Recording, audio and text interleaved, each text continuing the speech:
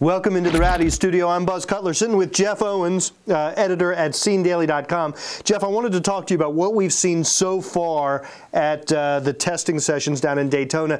NASCAR is so fixated on breaking up this two-car draft. They've come out with an adjustment to their already adjusted rules packages after one day of testing. They're like a pit bull clamped around somebody's leg. Yeah, they're trying everything they can. I mean, they're talking about radiators, smaller spoilers, smaller restrictor plates, bumpers, all kinds of things.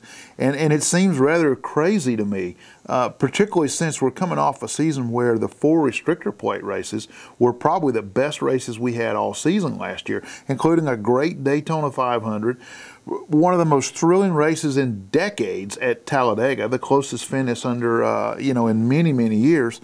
And it just...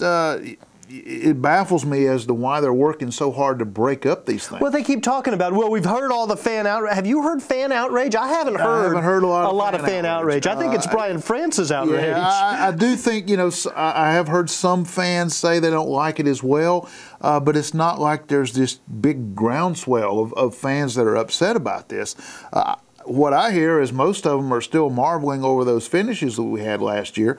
And the one they particularly liked was the second Talladega race where Boyer and Jeff Burton squared off together. And we saw sort of an old school style finish there with a slingshot move. Exactly. And they crossed the finish line side by side. I don't know what else NASCAR could want from those 4 races last year. Now, the drivers are grumbling about it. They don't like it. But they don't like restrictor plate racing. Well, and I have to admit, full disclosure, I'm not a huge fan of restrictor plate racing because I think it is inherently tricked up. But the big packs aren't any more tricked up or any less tricked up than the two-car tandem. Plate racing, by its very nature, is sort of... Yeah, and I think the big packs might be a little bit more exciting, but it's also much more dangerous, and it's no more of a crapshoot than you have with a two-car draft. Well, I mean, it's all scenarios, it's all circumstances, it's who puts themselves in the right position. None of that has really changed. The drivers keep complaining about they feel vulnerable and they don't like being that dependent on drafting help from another driver. You had the same thing in the big packs, if not more so. And you were more likely in the big packs to get caught up in somebody else's mess, I think, than you are in the two-car draft. And what I'm really concerned about is the unintended consequences that come about as a result of NASCAR sort of implementing all these new rules. Right. If you tinker with something too much, you run the risk of messing it up. Yeah. And it is a little bit odd. It takes some getting used to, both as a competitor and as a fan watching on television. And there are points in the race where it can get a little bit monotonous and a little dull watching them run around the track like that. But I think you had the same thing in the big pack. Absolutely had the same thing. Middle of the race gets kind of dull. People go to the back. Right. They're riding around. They're waiting to the end.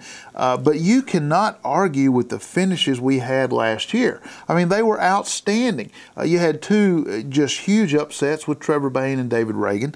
And then the finish at Talladega in April with 8 cars crossing the finish line essentially at the same time, a 3-wide photo finish. What else do you want? Well, yeah. And I think the danger in NASCAR, the risk they run, is that if they keep tinkering with this, they're likely to mess it up, and we don't see those kind of finishes anymore. Well, and I think really what would solve all these problems is if Daytona got back to being a handling race. This is the 3rd race we're going to have on this fresh pavement.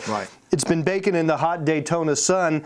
Do you expect the surface has sort of given way enough that we might get a little bit of handling back, or do you have a sense of what that timeline would be? I think a little bit. I think a little bit. And the one rule that they're working with that I do sort of agree with is the smaller spoiler, which will make the car a little bit harder to handle and make it tougher to drive. I think that's a good way to go, because that in itself should break up the packs a little bit. If you got a guy whose car's not handling as well, they may not be able to stay hooked up as well together.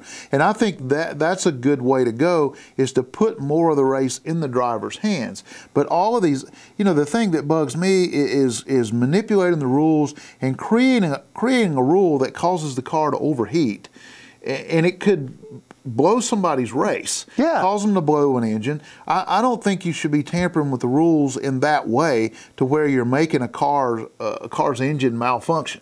All right, he's Jeff Owens from SeenDaily.com. I'm Buzz Cutler. Thanks for watching, and we'll be back next week with more about what happened in Daytona. Rowdy.com. Say it like it is. Say what like it is? Rowdy.com.